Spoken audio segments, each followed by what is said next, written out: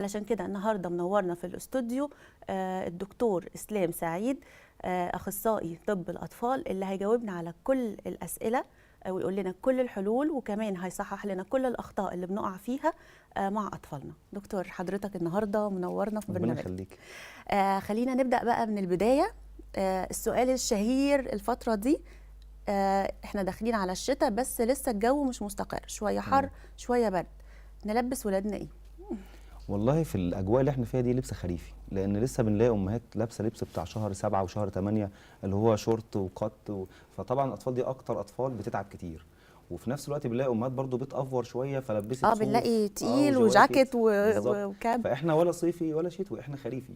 خريفي ده يحمل معنى ايه؟ انا مثلا الطفل طبعا مفيش شورت بقى، خلاص مفيش بنطلون خلاص. طيب من فوق مثلا قط وعليه كم خفيف، او لو انتوا ساكنين في مناطق يعني لسه حر شويه على الاقل نص كم.